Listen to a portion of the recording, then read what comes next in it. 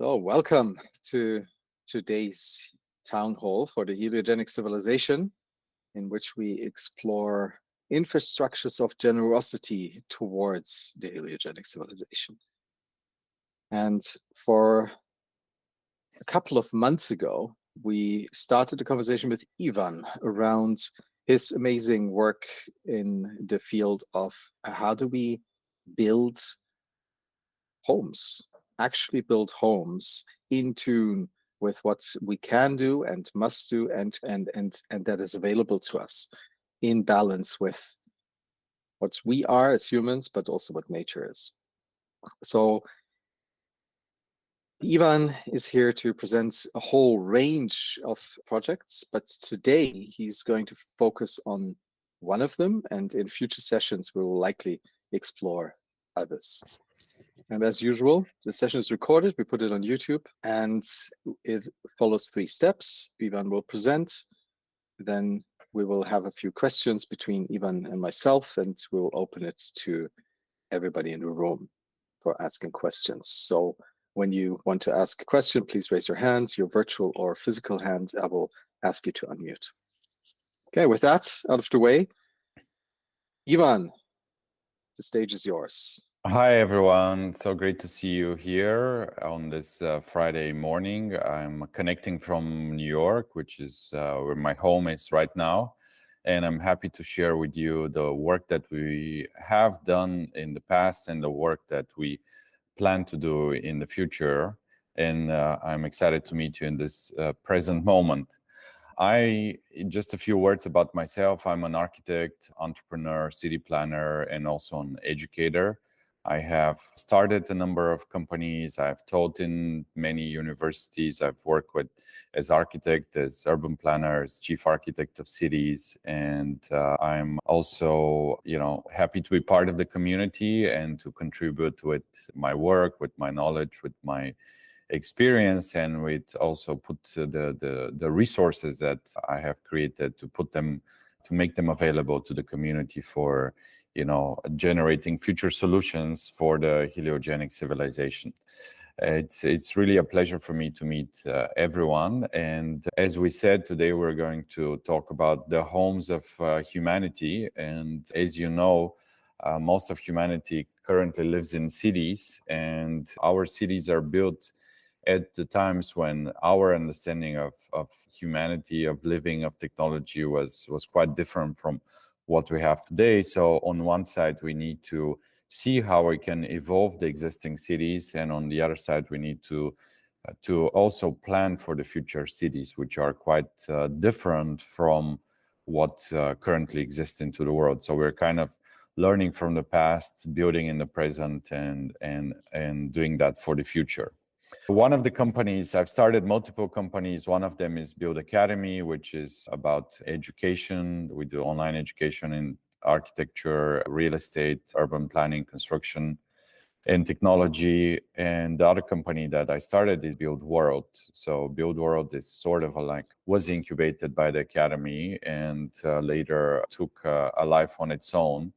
So we started I would say about 10 years ago, when I created the first online course in architecture, a massive open online course. And I created a community at that time, of more than 40,000 people that were all experts, architects, engineers, developers, and social workers, educators. And with that community, we thought about what can we do to actually help the world? What can we do to create tangible solutions that could be shared into the world and that could have real world impact that improves the lives of people, reaching as many people as we can. So what we have focused on is solutions in the built environment. And therefore, our work at Build World right now is to co-create the next generation of smart infrastructure to deploy around the world for building habitats in harmony with people and nature. We are creating a platform which integrates all the stakeholders within the built environment, mainly the investors, developers, the designers, the contractors, the manufacturers, and the governments. with the vision to create a platform for innovative solutions in the built environment that will transform the way we build and inhabit the world, and the mission to help communities evolve by creating spaces that raise consciousness and make our cities more resilient, sustainable, and inclusive. Within this framework of evolution that we are looking at for the heliogenic civilization, we have basically based our work on four different areas. One is the evolution of consciousness, the other one is nature, reconnecting and living in harmony with the natural environment, the creation of community, sharing experiences as opportunities for growth and connection, and also technology, creating solutions that solve problems and improve lives. So our work goes beyond what is just like strict architecture, urban planning, but into connecting those fields with others and seeing how we can create real world impact. Looking at the future of cities, and as you know, like currently more than half of the world's population lives in cities, and by 2050, it's expected that 75% of the world population would live in cities. So there's like a huge migration from countryside to cities, and maybe perhaps that's one of the solutions that we have to address the problems of climate change, of global warming, and some of the challenges that we face, because living in cities and making those city dense actually reduces our footprint, our footprint and our impact, negative impact that we have on the environment. So the idea is that if we focus our habitats in cities and leave nature on its own and let it regenerate and allow it to grow, then that would make for healthier habitats that would make the planet, that would heal and regenerate the planet to a large extent. The main problems that we are addressing in cities are pollution, natural disasters, infrastructure, waste, rapid urbanization, cost of living, and population growth, and the lack of social cohesion. That could happen by addressing some of the key urban industries like buildings, infrastructure, energy, mobility, logistics, education, health, and finance. Within our work, we have mainly focused on buildings and infrastructure. As I mentioned to you, when I started Build Academy, I created this large community of professionals, and we were thinking, how can we actually do something that could generate solutions that can impact the lives of people? So as something that we came up to with were the crowdsourcing challenges or crowdsourcing innovation. We have created an innovative way of generating solutions, of coming up with innovative solutions through innovation challenges. And we've ran currently so far 7 of those for schools, shelters, lights, housing, infrastructure in cities. We've had more than 10,000 participants in those, with 483 projects for 8 different partners and clients, including the World Bank, Liter of Light, Ernst & Young, GFDRB, the government of Philippines, and the United Nations and World Habitat. The overall community is even larger than this, 63,000 people. Most of them are architects and engineers. We also work with a number of experts that participate in this challenge to give feedback to people, and we have currently 12 different partners. We have run quite successfully challenges on all these areas that I mentioned to you, with our latest success related to resilient homes in partnerships with the World Bank and UN Habitat as our main partners, but also Airbnb and GFDRR. We also created solutions for emergency shelters and resilient schools in the past. I'll go more in detail into these challenges in a bit, but I just wanted to tell you more about the methodology that we've created. Essentially, we work in the very initial phases of defining what the problem is, defining what a solution could be, and creating a plan for how to solve this problem. We then launch a global kind of create the parameters of this challenge. We advertise it, invite people from all over the world to sign up for it, and then we bring global professionals, which are the ones that I mentioned earlier, and at the same time experts that can give feedback to those professionals. So unlike traditional design competitions where you are given a project brief and then you are not in touch with the client and the future user and experts and the community, in our process, we actually bring together everyone and we work collaboratively, where every week, the participants give a presentation about the evolution of their design, of their solutions, and the community of experts gives them feedback. And at the same time, the future users and the clients also give them feedback so they can evolve their solutions throughout the process and come up with something that's much more tailored and much more specific to the given problem that we're solving in this case. After the final submission, we host a global jury of experts in which both the jury and the clients participate.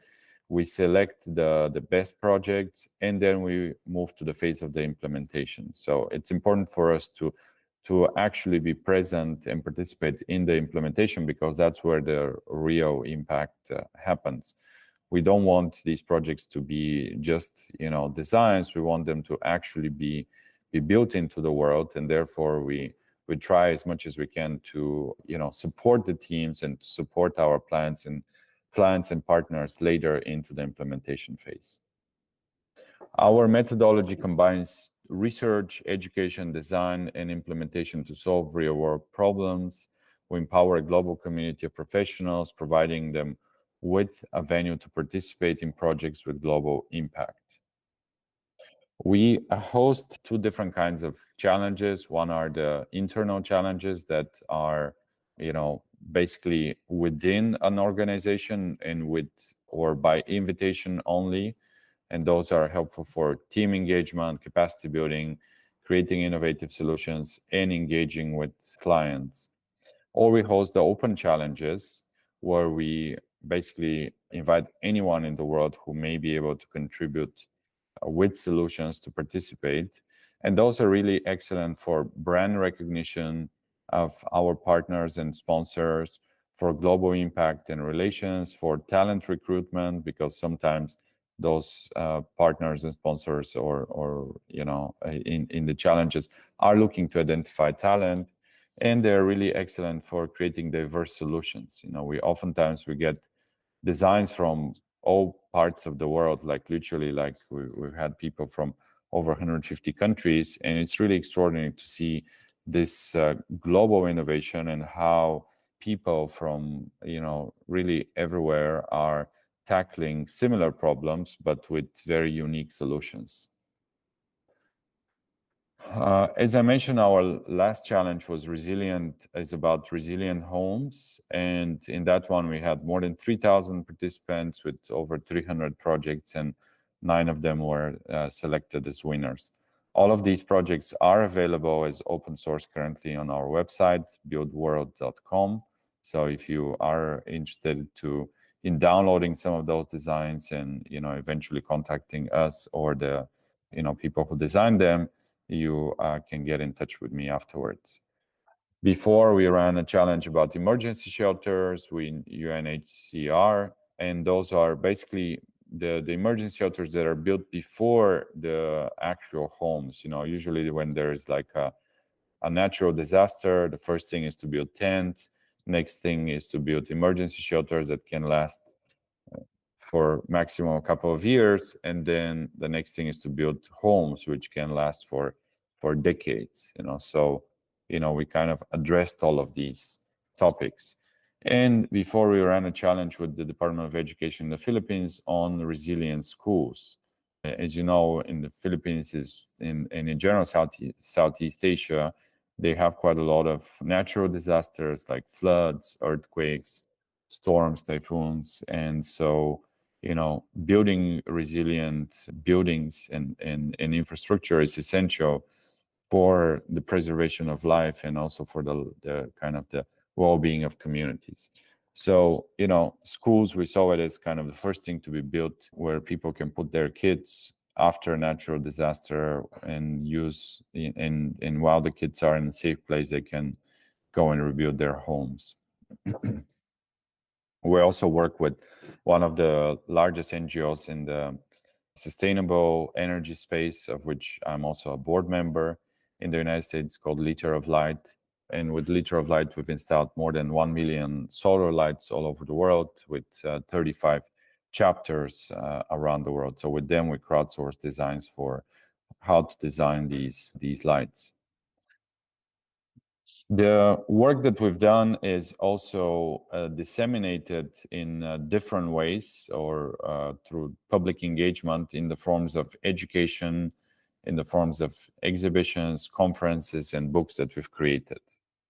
We've hosted a number of exhibits, around the world, in the United States, in Latin America, in Africa, in Europe, and also in Southeast Asia. So these are some of the venues where our work has been featured.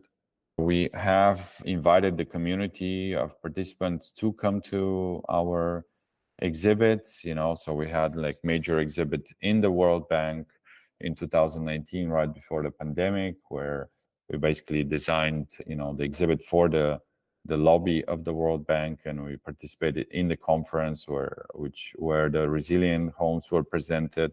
These are images from the opening. We had two major exhibits at the United Nations, again before the pandemic, 2019, and before that in 2014.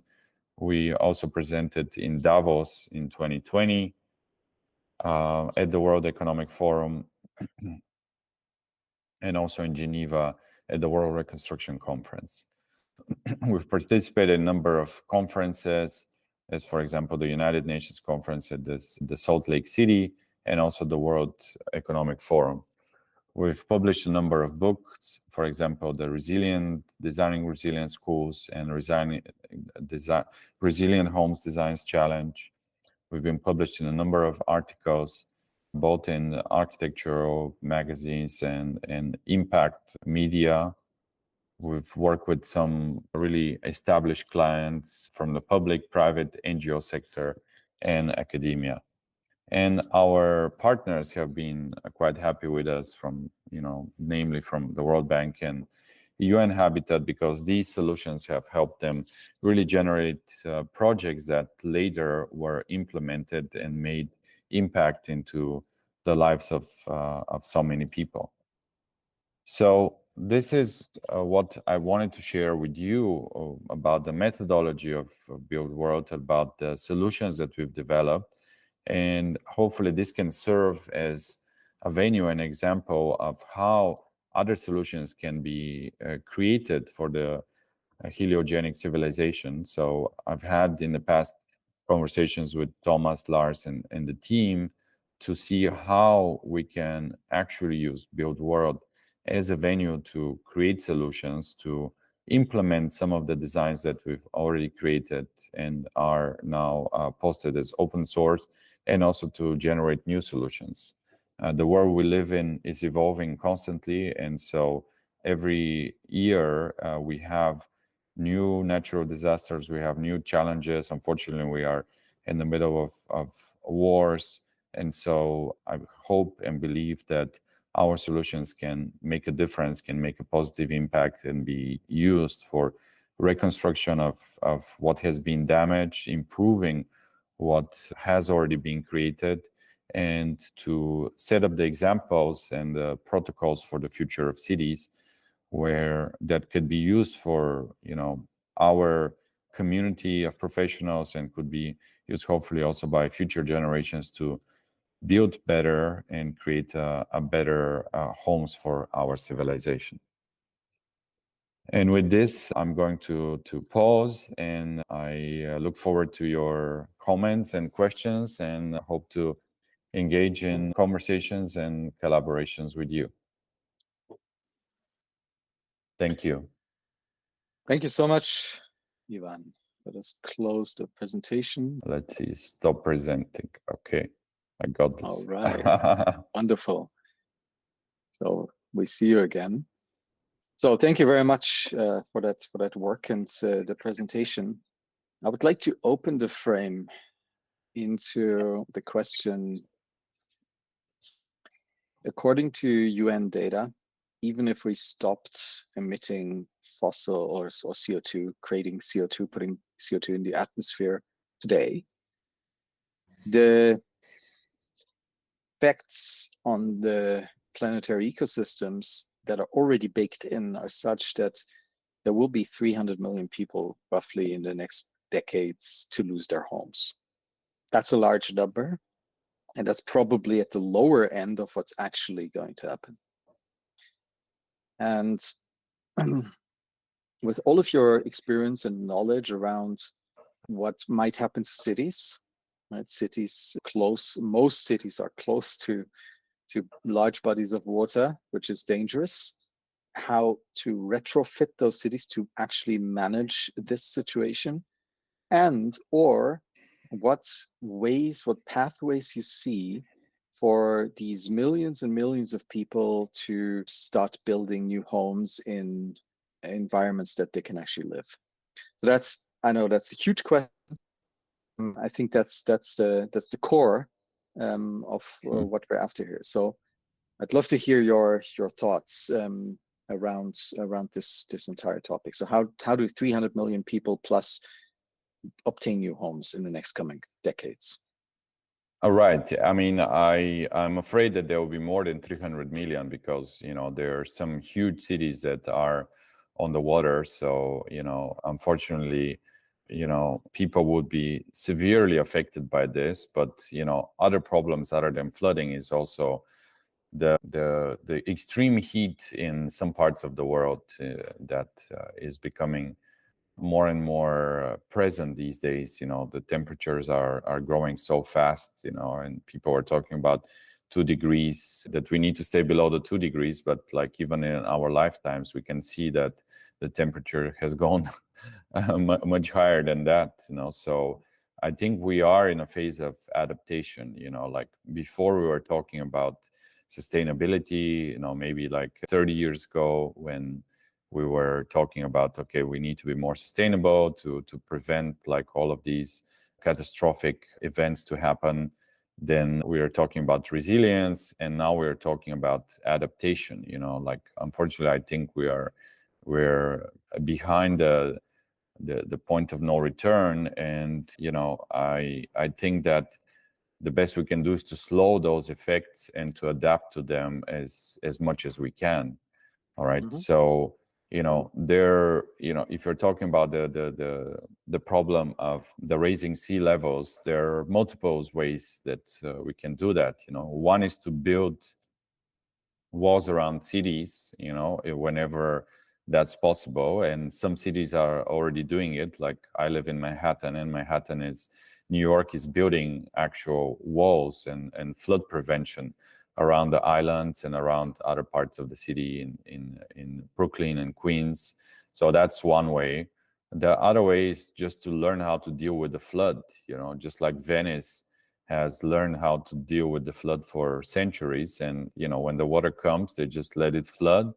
And then when the water goes away, they just like dry it out, so that is probably a solution. And in some cases, that would be the better solution because, we cannot build walls. It's just like incredibly costly and unsustainable to kind of build walls around every city. Okay, so we have to kind of think about controlled flooding, as some people are doing already. I mean, the Netherlands, which it's you're close to, and it's an expert on how to flood some parts of the land and how to later drain them. So we have to think, how can we adapt the cities for flooding?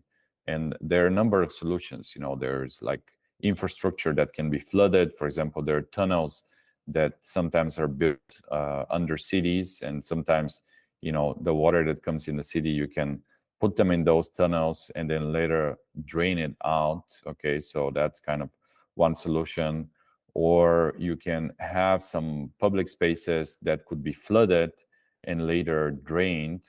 Or you can have, solutions in which the soil can actually absorb some of that flood water, which will be the ideal case scenario. So, we are tackling this in multiple ways.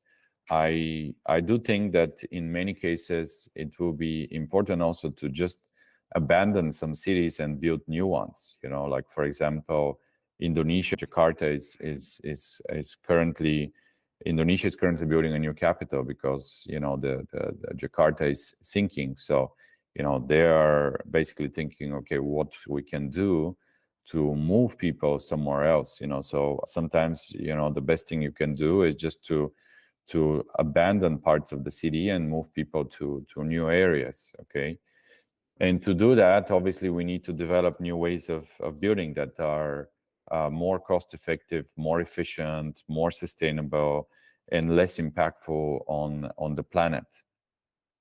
And so then comes the idea of prefabrication, then comes the idea of building with materials that have lower carbon footprint, like a lot of now, interestingly enough, there's the return of wood as a construction material, which humanity has used for thousands of years. And we kind of started building with concrete and steel about 150 years ago, massively. And we found out that those are like materials that are on one side very difficult to produce, and the world has a huge demand for them, and on the other side their carbon footprint is quite high. So we are in many cases, it's architects and planners, we are returning to building with natural materials like wood and stones. So this is kind of one of the trends, because essentially they have much lower carbon footprint.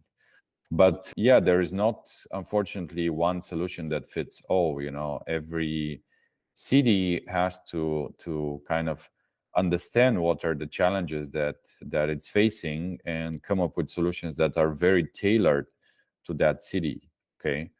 And with the kind of the crowdsourcing challenges that we've done, and with the books that we've written, and all the research and innovation that we've done in the past 10 years, we have found some solutions that are developed in certain parts of the world that could be implemented in other parts of the world, but people just are not aware of it. Okay, so one of the most, I would say, astonishing and positive impacts that these challenges have had is to really discover and popularize some solutions that can be implemented in areas that didn't even know that those solutions existed. It's just like extraordinary, the creativity, for example, in Southeast Asia, in Malaysia, and also in India, in Philippines, like and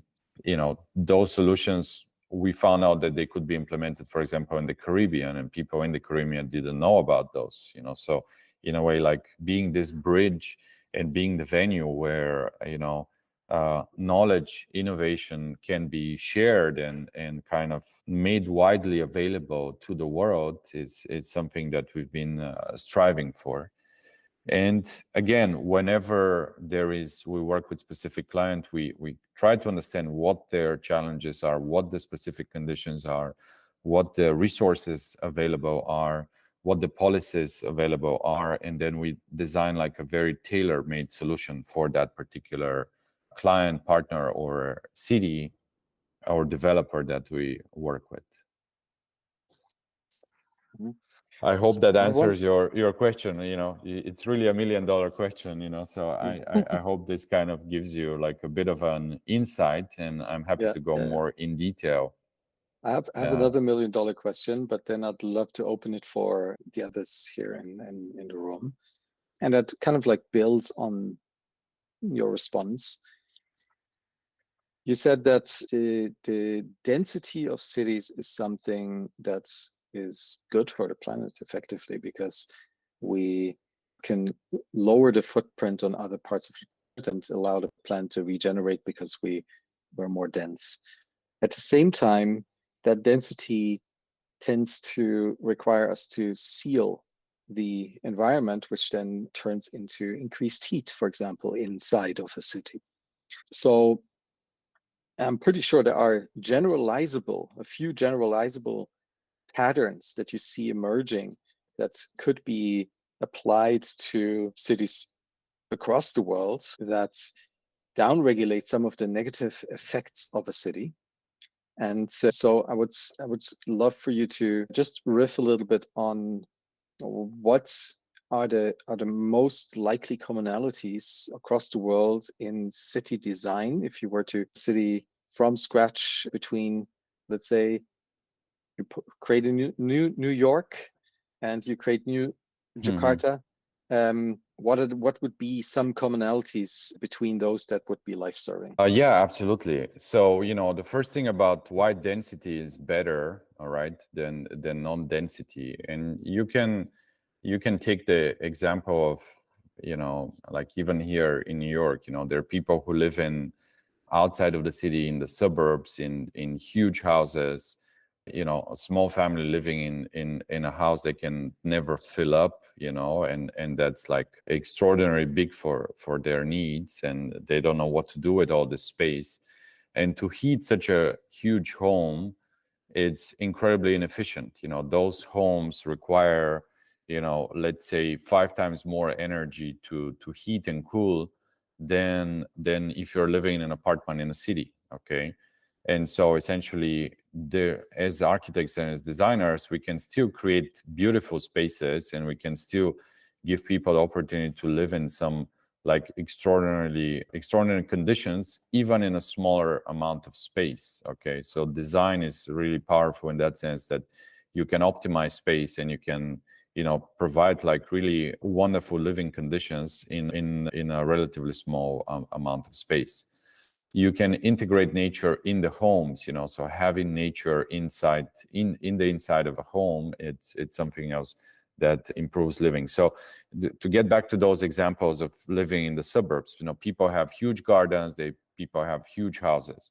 In a city like New York, for example, people have smaller apartments, and the public space and the gardens are shared. We have Central Park, and like millions of people go to Central Park possibly on every given week. And so instead of having your own private garden, which is used just by you and your family, and oftentimes not used at all, and that requires like tons of maintenance and water and so on, so you can have like one park which is shared. So the shared economy is something that I think is a solution to our needs. For example, in a city like New York, like no one has a car. Like most people don't own a car that live in the city. Like I've never owned a car, and I've never missed having a car, just because there is like a lot of shared services.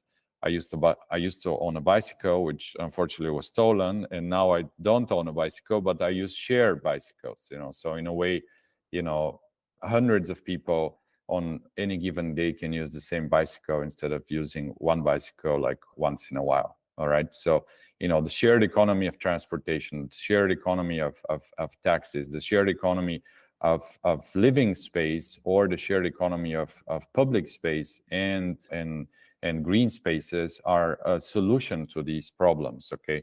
And if we leave nature in peace, I think it can regenerate itself and actually help reduce carbon and create more oxygen and fight pollution better than if we actually do things with it.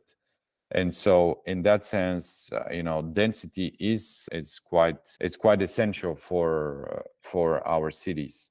Remind me, what was the second part of the question?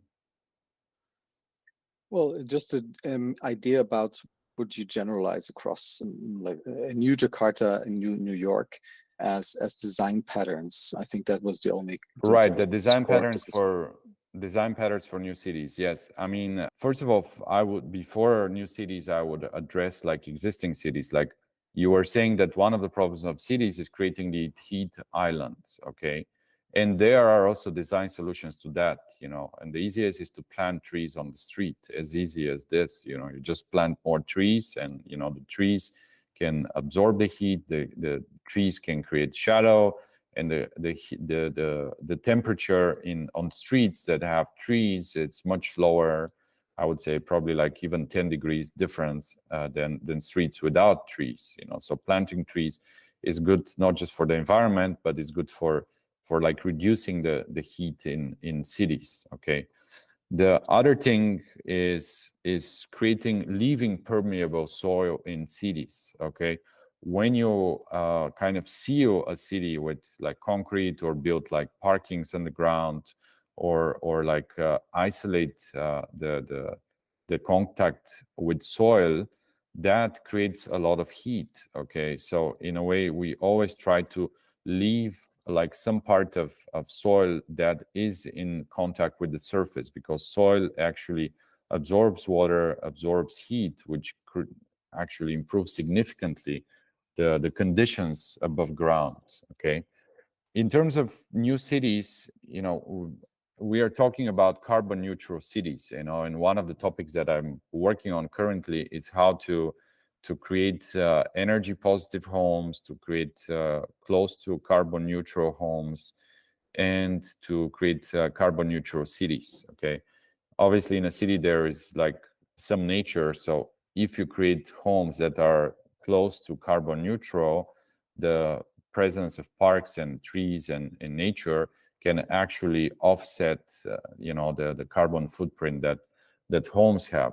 So I think that the biggest thing that we have right now is how to make homes more sustainable, and to reduce their carbon footprint. And you do that in multiple ways. The first thing is to use better materials, or low carbon, embedded carbon footprint of the materials that are used during the construction. The other thing is, once they're constructed, to reduce to the minimum the amount of heating and cooling that is used in the building, because actually this is what consumes the most energy. All right. And the way you do that is by creating more efficient systems in buildings. The way you do that is also working on the building envelope, on the roof and on the facade, on the windows, and making them energy efficient. So as you know, in Europe, there's the renovation wave, there's the new Bauhaus, there's the European Green Deal. So all of these are basically initiatives that are striving for making the built environment more sustainable. In New York, we also have a law that says that basically we need to reduce by 40% the carbon footprint of the energy consumption of buildings in the next 5 years, and to make them carbon neutral by the year 2050, which is really, really an ambitious goal. And now everyone has to kind of figure it out, and this is like part of my current work, to provide solutions for making buildings and cities more efficient. Of course, the shared economy is essential.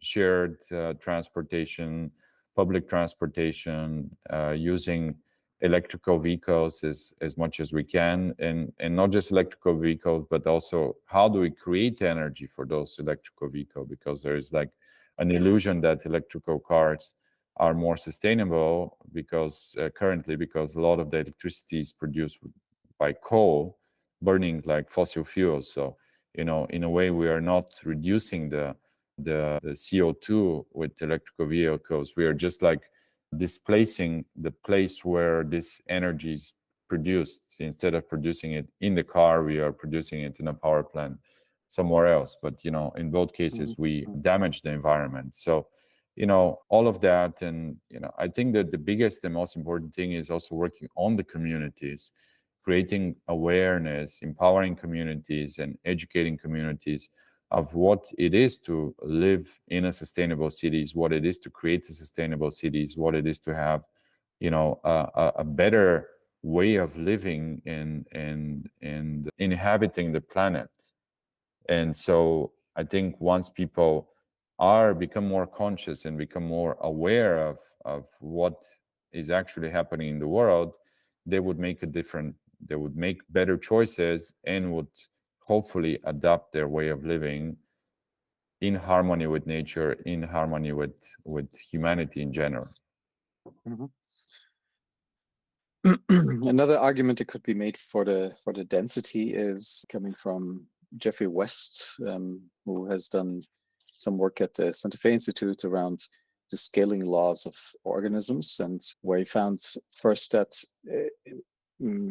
biological organisms like mammals and metabolic efficiency increase of 25% with each doubling in size, and that something similar seems to be happening for human organisms, companies, and cities, where cities become metabolically more efficient by 15% with each doubling, meaning you need 15% less infrastructure to run that city than you would in a simple doubling. That could be another really good argument to strengthen your point here.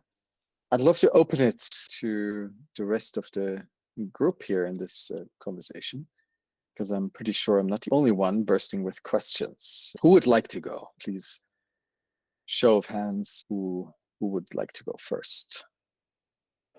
Claudine, please unmute yourself. Yeah, I already did. Well, thanks a lot. It was very interesting. And now you already touched on a lot of things that I actually wanted to ask. I live in Munich, right? So, and I've just been looking here quite a bit for various reasons into sort of retrofitting. You just talked about it. And you also talked about the necessity, like how necessary it is to raise awareness. So, and I can, like, from here, I can tell you there's really no awareness, like very little awareness. Let's put it that way. That's one thing. So there's, you know, not a lot of people not very prepared to accept that this would also sort of include changes of lifestyle. So I would be interested, you know, if you've come across sort of awareness campaigns that have worked well. And the other thing I would be interested in is like a serial retrofit. Have you come across solutions? Because the other thing is here that it's rather expensive to retrofit all the buildings. You know, I went to a conference in Berlin and someone said to me, like, Germany is built, you know, sort of pretty much 65% of the buildings are in need of retrofit because they're not, you know, sort of, they're not efficient at all. And for lots of owners, it's just not affordable, you know, to totally retrofit the building. And the other thing we experienced in a building where I rent out an apartment is the solutions are not readily available, right? It's not just there's sort of, you know, yes, there are in theory hybrid solutions with heat pumps and solar and so on and so forth, but it's not really sort of solid, right? It's like lots of experimentation still going on, because in the last decades, I think in the 70s, there was quite, you know, some, like when with the oil crisis, development, and then everybody went back into sort of sleeping mode and not much development has been done, particularly for retrofitting all the inner city areas, right? So I hope that was sort of clear. The other thing I would be interested in, because you also mentioned collaboration, like when you talked about the platform and how you bring all the stakeholders together, what you found working well and where you saw the biggest obstacles in sort of, you know, yeah, in this platform and collaboration approach. All right, thank you. Those are phenomenal questions. Thank you, Claudine. And I'm happy to answer as much as I can. So I'll start with the collaboration. The biggest challenge is, I would say, people finding the time and motivation to participate in these challenges, and also the sponsorship of those challenges. You know, like in order for us to run challenges and for us to give awards and to motivate people, someone needs to actually recognize the value of those challenges and recognize the value of those solutions. So we've been fortunate to work with, you know, World Bank and UN and other organizations that we have partnered with However, for us, the biggest challenge is to actually find someone who is committed to making a difference in the world and who is willing to invest into this and into these solutions. So there are financial challenges in running those competitions unless you find the right sponsor and partner who is committed to doing that. In terms of like the work, when you have the actual process, when you have people from more than 150 countries, time zones and commitments, and everyone has a job and everyone has a life that they need to kind of work on, and so dedicating time to something else, it's not always easy. So I would say that motivating people has been very important for us. But I also have to say that of all the online challenges that we've ran, we've had incredibly high completion rate.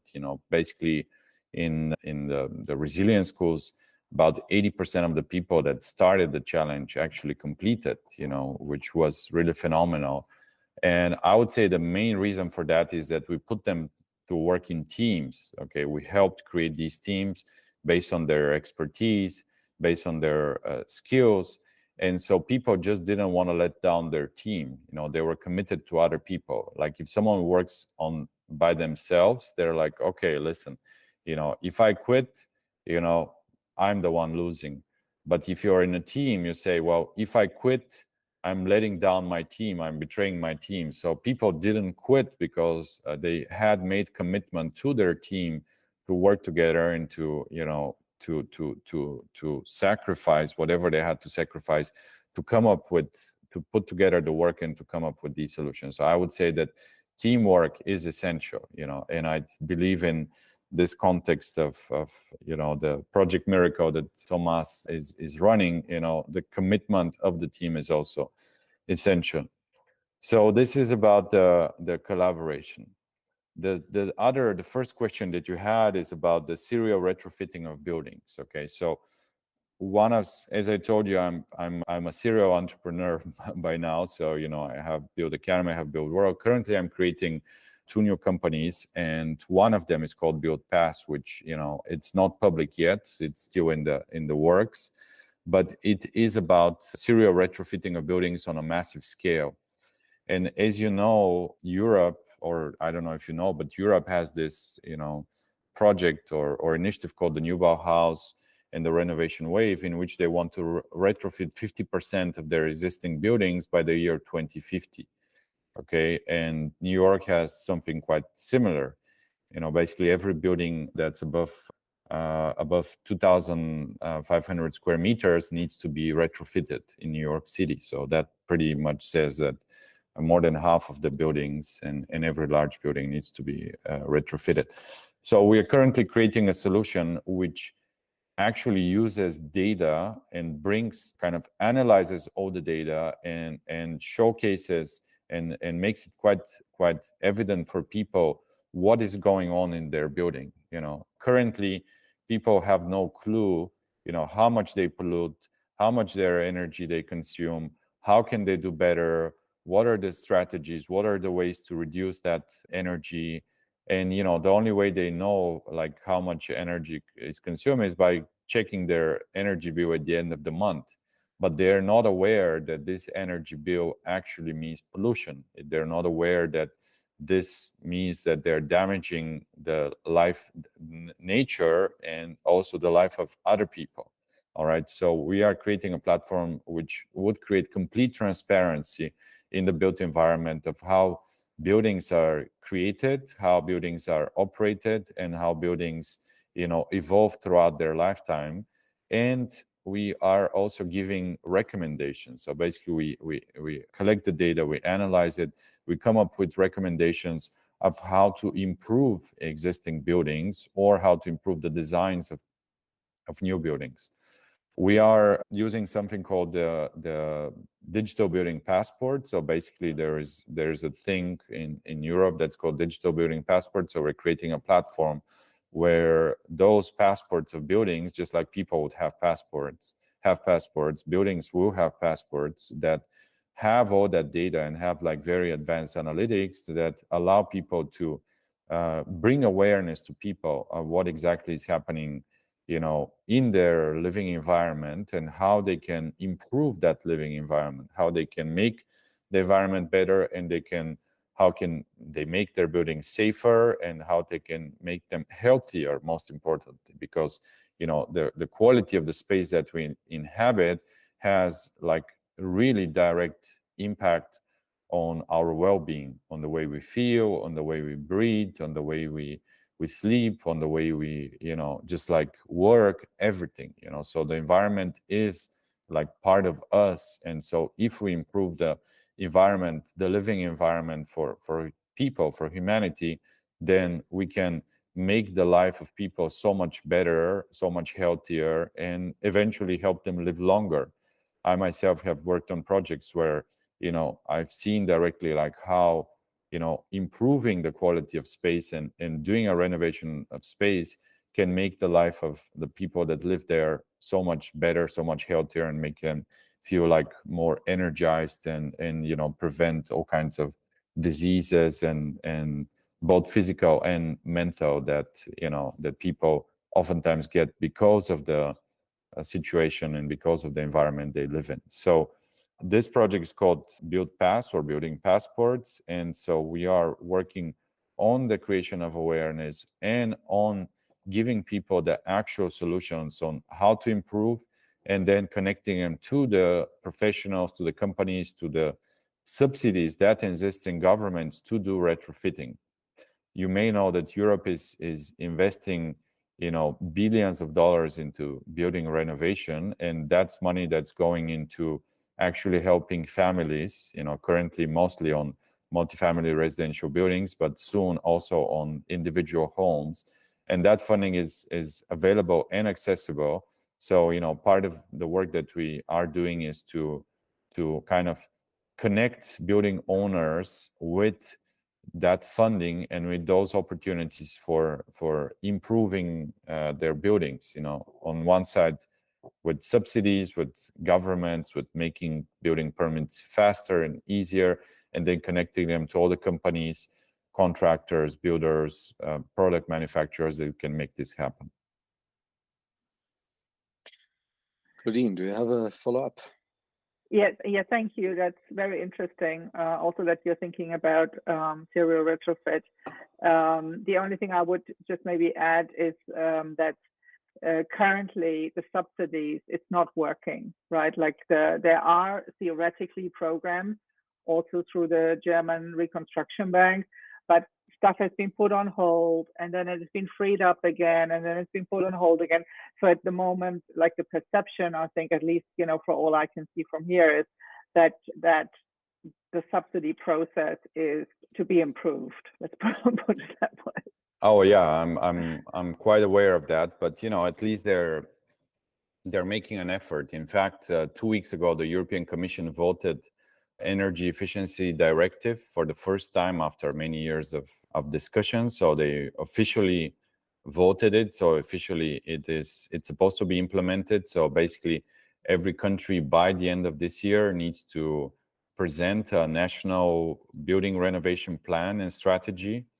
And so they need to take it more seriously, and they need to put in place the efficient mechanisms, both technical and financial, for this retrofitting to happen. So, at least now we have an agreement. We have an agreement that every building needs to have a building passport, which is what we are working on. We have an agreement that, all the data needs to be stored, accessible, and made like widely available through a platform called Digital Building Logbook, which, eventually every country is supposed to create, and eventually it will be integrated in one European system. So, we are making quite a lot of efforts in that space, both from the public and from the private sector.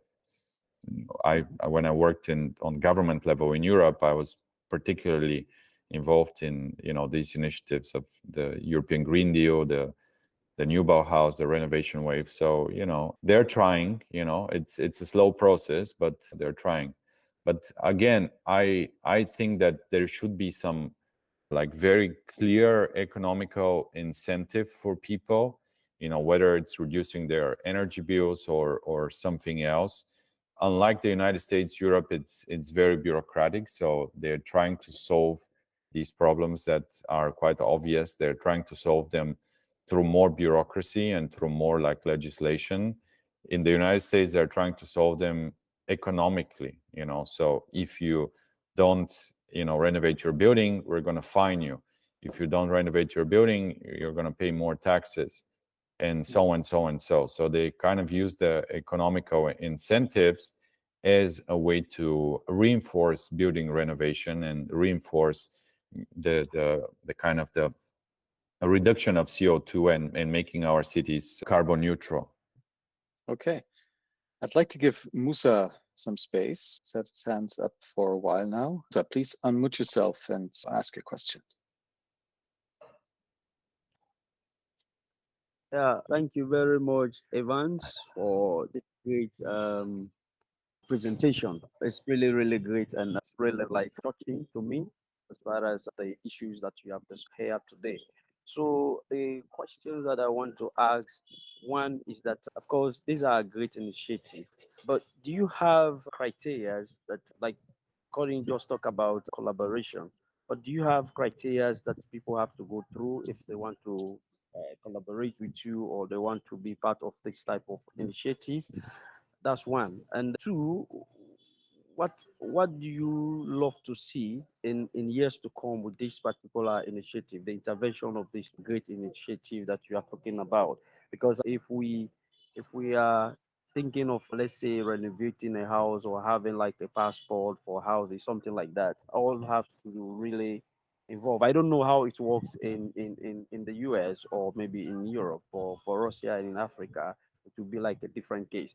But what method are you thinking of in terms of encouraging people, or maybe changing the minds of people to really see this particular initiative as something that is really, really helpful, that will benefit them for the future? And again, I think I don't want to load you too much. I also want to know what is the plan? Is the plan that you have with regards this intervention for Africa, or is this only meant for like in Europe or the US?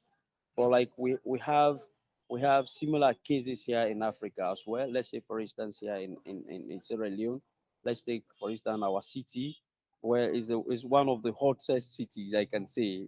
Presently, the place is really, really hot, and most of the things that you have explained here, we are also facing some of the challenges here in Sierra Leone, to be specific. So, what is your plan to ensure that this particular initiative is filtered down to Africa, let's say to Sierra Leone specifically? So these are my questions. Thank you. And to your village or city, specifically into your house.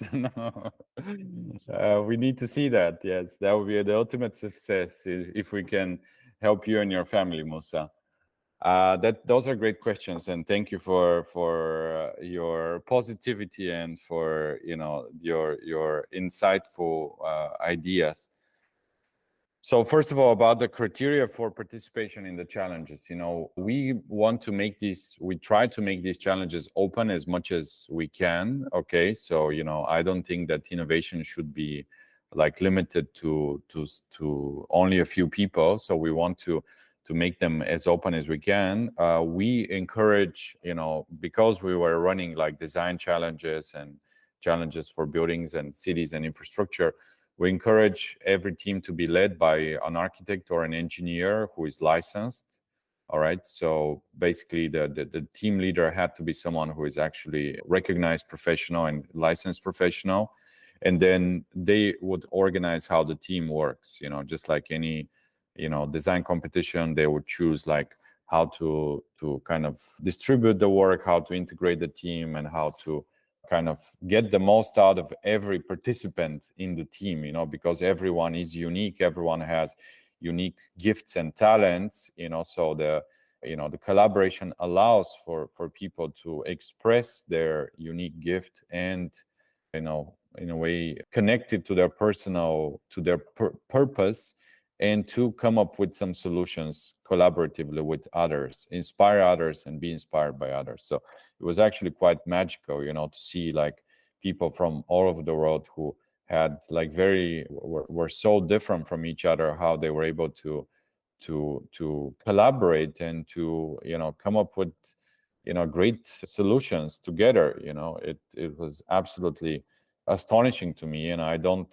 think that before it has been done, you know, in the history of competitions and in the history of innovation, like to be able to put together so many creative minds from literally everywhere and to kind of guide them and inspire them to create solutions that later were implemented in their communities and were implemented in like other parts of the world, you know, the best ones that we selected. So, you know, in that sense, to the first question, we are absolutely open, we are absolutely inclusive, and anyone can participate. And, you know, the key is to find for us the right sponsor, the right partner, the right, you know, companies or individuals that are willing to create those solutions, you know. So if you know of someone, not just you, but anyone watching this video now or later, and is interested in crowdsourcing innovation, you know, you can get in touch with me. The other question that you had, what I would like to see in the coming years, and how do we plan to implement these solutions globally? Currently, we are piloting, you know, these solutions, you know, particularly about the building renovation in New York City and in Europe. So we are starting with Spain as a market in Europe, because this is a place where I've studied, where I've worked, where I quite know the process and the industry and a lot of professionals and building unions quite well. So currently we are piloting this in Spain, and we are piloting it in New York City. Okay, because I'm based in New York, and I've also worked and studied here for years, and so, you know, those are the two places where we're starting. But the idea is for this platform to be absolutely global. You know, I don't think there should be just one place or one city. I think we should, just like we did before with education, with the massive open online courses, where we empowered people all over the world, and we like gave people the opportunity anywhere at any time to learn about, you know, how to make the world a better place. You know, we did that through education. Now we want to do it through our technological solutions in the building passports. All right, so anyone, you know, including in Sierra Leone, would be able to, you know, access the platform and put the data about their building. You know, they can themselves, they can insert the data, or if they cannot do it themselves, they can find maybe an architect or engineer or some technician in the area to collect that data and put it on the platform.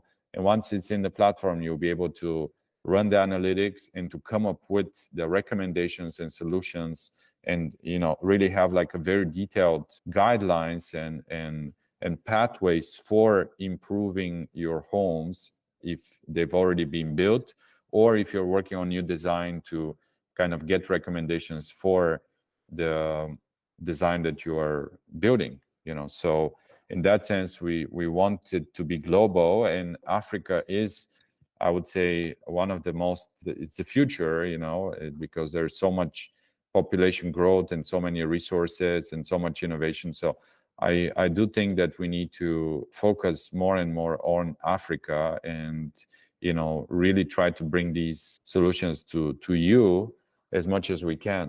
All right, and therefore we count on your collaboration and participation, and I'm really excited to meet you. Musa, do you have a follow-up question? No, I just want to say thank you to Evans. Great answer. It's all answers well. Thank you very much. Thank you, Thank Musa. you, Musa. While everybody else is thinking about their next question, I'd like to take my host privilege here to post one question in the middle of this, which is around building code. So I know a house in Germany that's been built 250 years ago using clay and straw and wood and some stone, and it has amazing temperature properties, right? It has a lot of thermal mass. It can regulate very well between winter and summer. It has a lowered space right next to the kitchen that serves as a fridge, or can serve as a fridge to cool stuff. And it's a beautiful living space to this day, 250 years. I also know the group that has built the only Earthship in Germany ever so far. Earthship being the design maybe that uses the exact materials and properties of that 250-year-old house. A lot of thermal mass, local materials, and physics principles to cool and heat the place. Now, getting that house through regulation was almost impossible for them. It cannot be used as a living space. It can only be used as a communal space, for example. And they almost gave up during the process because it was so hard to build this house, despite the fact that in many other places in the world, these houses are actively standing for decades now. So what are your thoughts around building code and about the flexibility of the building code to incorporate ancient wisdom of how to build in tune with nature and appropriately? What are your thoughts around that?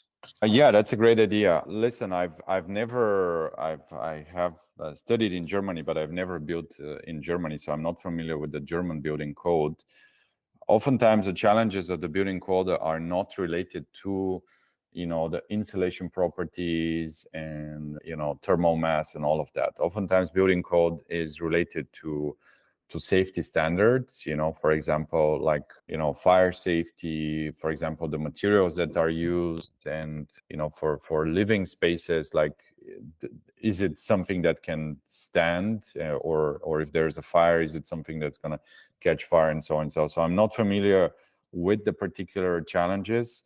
There are some exceptions of the rule. So, for example, if there is in most countries, if there is like a historical building that's recognized as like a monument, or if it has some kind of historical value, the building codes don't apply to this house.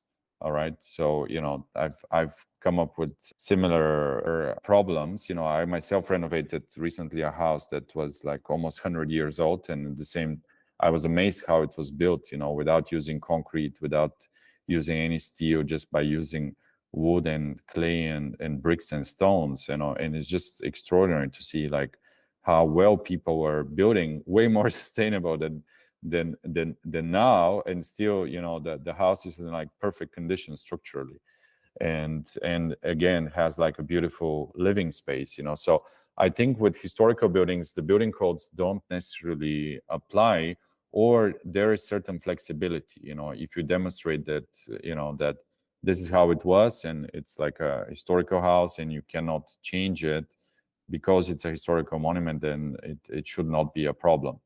Now, thermal mass is not always the solution. If we're talking about energy efficiency, all right, so thermal mass is not always the solution. It's one of the solutions.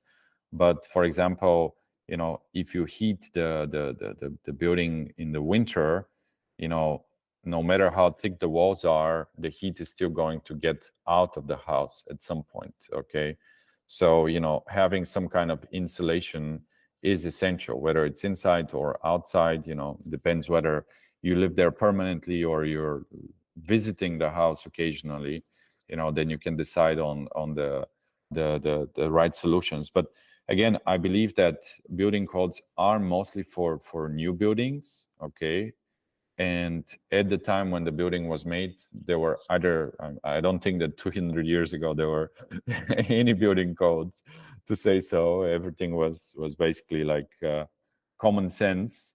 All right, the building code was the common sense of the builders and the owners, and they had a lot of common sense, and we've lost, unfortunately, our common sense, and therefore we have to impose it by creating building codes. But for historical buildings, I think there are oftentimes exceptions, and building codes are evolving too. Like I would say the code is being revised constantly, and particularly in the areas of energy efficiency, and safety, we are much stricter every year, all right, which is how it should be.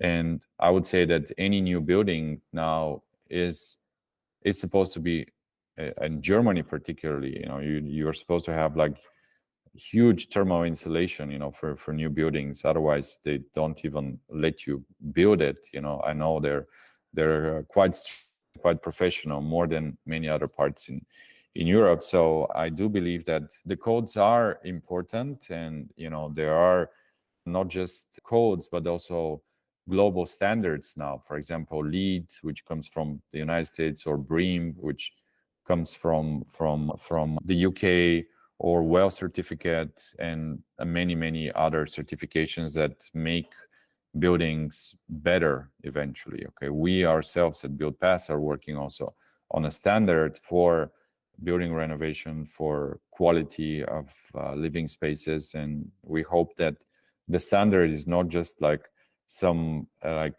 bureaucratic burden that makes the life of people harder, but it's something that actually educates people, and something that gives people certain guidelines on how to build better, and how to maintain their buildings better, and how to recycle them at some point, and how to keep improving them throughout the life of a building, which is the best thing we can do, is to build buildings that can last for a long time, because the embedded carbon in buildings, it's actually significant. So it's not that sustainable to destroy buildings. Just to follow up on that, you're pointing exactly at the problem in Germany specifically, because yes, the code requires you to provide high insulation, but at the same time, it defines how that insulation needs to happen. And the way it defines how it needs to happen is in direct contradiction with the properties of recyclability, for example.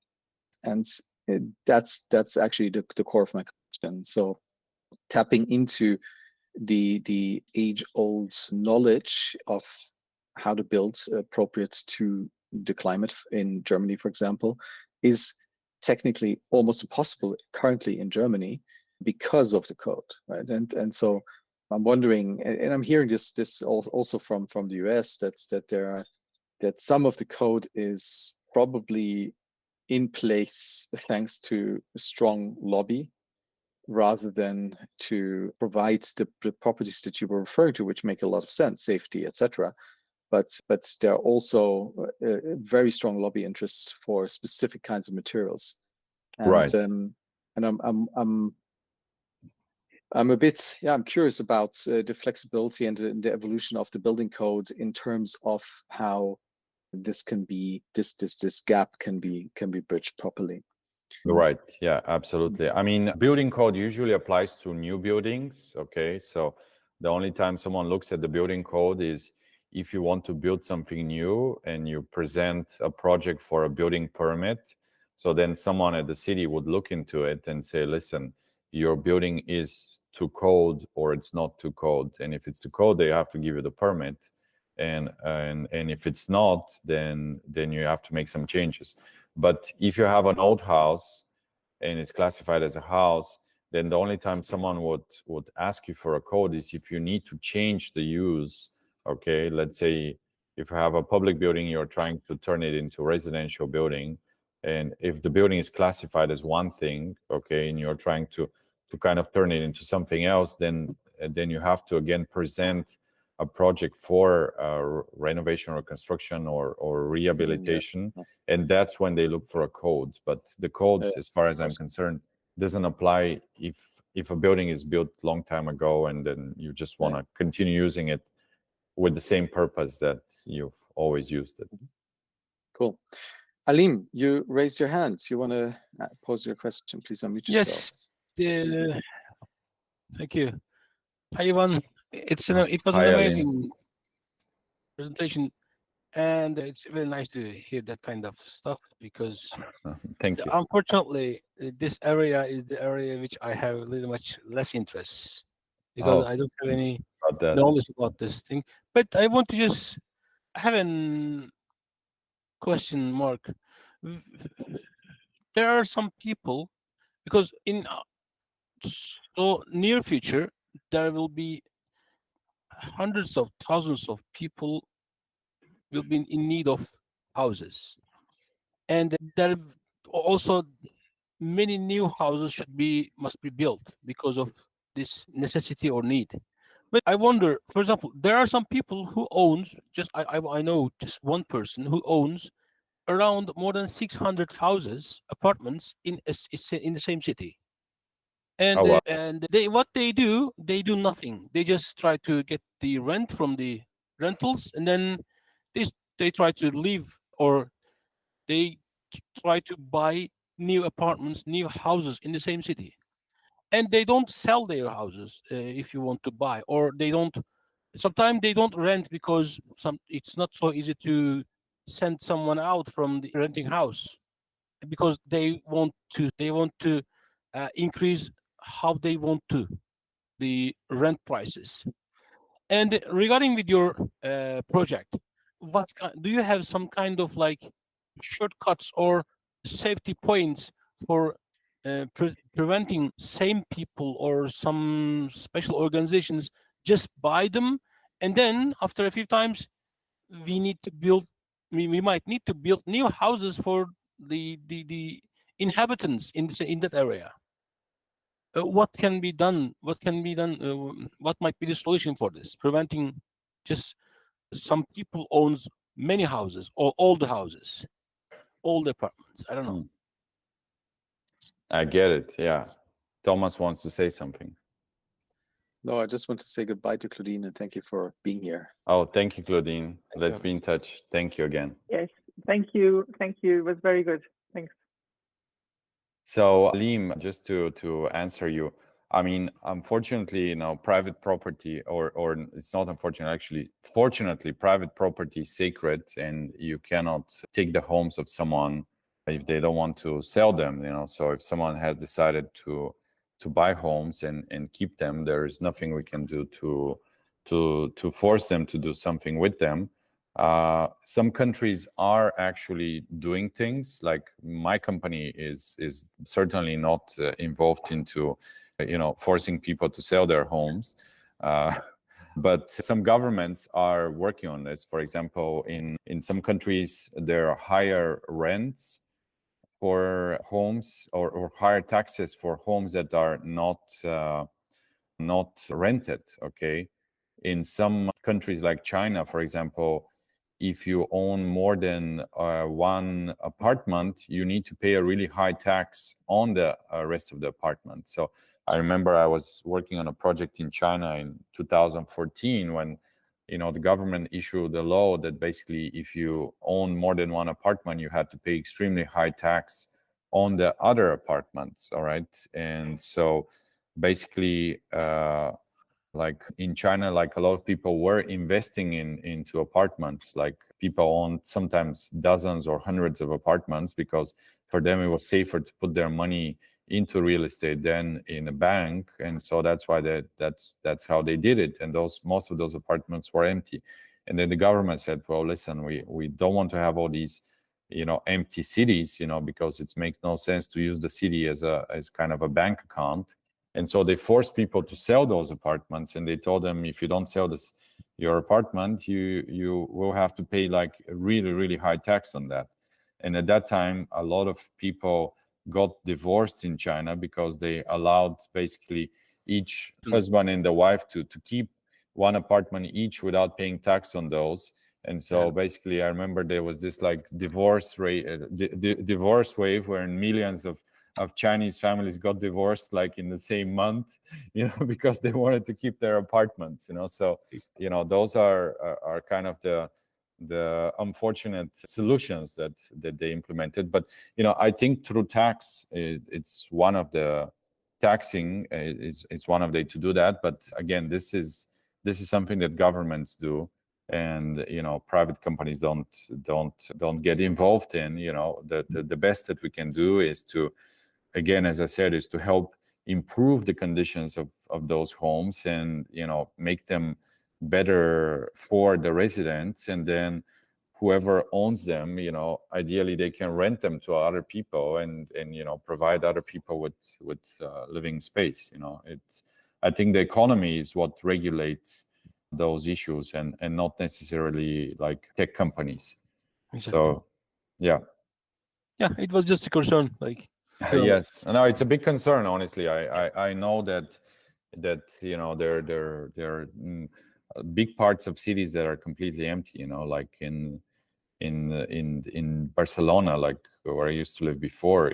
I think there's like something like 30 or 40% of the apartments are actually empty, and even in New York there are a lot of empty apartments because some people invest in an apartment just as a way to keep their money safe, but don't live there. They just keep it empty and prefer to pay like the tax on it. So that's how real estate works. It's always seen as a safe investment, and yes, Thank you. that's the effect of it. But thank you. That's a great question.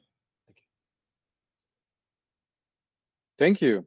It feels like we're coming to a close for today. It's been a very, very full and dense session, just like the cities. You're a lot of information to digest, and I'm very, very grateful for all of the work you're doing on behalf of us all to move us into a good future, where we are able to actually shift the way we live in our homes towards a balance with nature. That's amazing. And I would love to bring you back into the space once you are ready to share more about the build pass and to see how this is going, how to share how to participate in that, perhaps, etc. So thank you so much. Thank you, Thomas. For your work.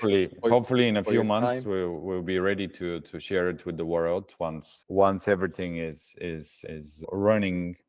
And so thank you again to you and the team for thinking of me, for inviting me to this session. It's my pleasure and honor to share my experience and my knowledge with the community, and I hope it inspires some people to do good things for the world, to maybe run innovation challenges if they're interested with us, or to call us if they need any solutions on how to improve the buildings and cities and infrastructure. So I'm really excited to be part of the community, and I look forward to continuing our conversation hopefully very soon. Thank you so much. Now they know who to call. Thank you so everyone. much for your time. Thank you. For your work. Thank you. Thank you. Have a great day. You too. Take care. Ciao. Bye-bye. Ciao.